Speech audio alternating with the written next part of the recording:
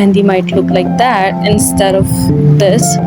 इसके आप मेहंदी को बहुत ज़्यादा प्रेशर के साथ निकालते हो। लाइक आप देखो निकालते कैसे ना, फर्स्ट कुछ लोग होते हैं वो मेहंदी में अगर मोटी लाइन लगानी है वो इस तरह से निकालते हैं। अब आप इस तरह देखो, इस तरह इसको देखो ना, ये देखो,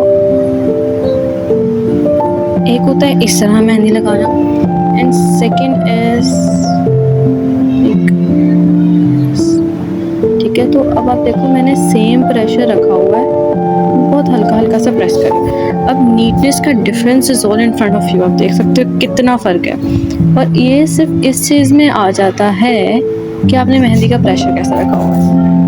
अगर तो आप यहाँ पे देखो, मैं ज़्यादा अगर इसको दबाऊंगी तो मेहंदी ये इस जगह पर देखो ना, ये आपको नज़र आ रहा है, ठीक है। जब हम मेहंदी को प्रेस करते हैं तो ये ऐसे प्रेस होती है। अब आप देखो जब मैं ज़्यादा प्रेस कर रही हूँ कहीं पे कम प्रेस कर रही हूँ, कहीं कर ही नहीं रही हूँ, तो ये इस तरह से निकलता है। बट अगर मैं यूनिफॉर्म प्रेस रखती हूँ इस तरह, ये देखो, इसी सेम मेहंदी से मैं इतना मोटा मोटा भी निकाल सकती हूँ, हल्का भी निकाल सकती हूँ एंड एब्सोल्यूट पतला या इससे भी पतला निकाल सकती हूँ।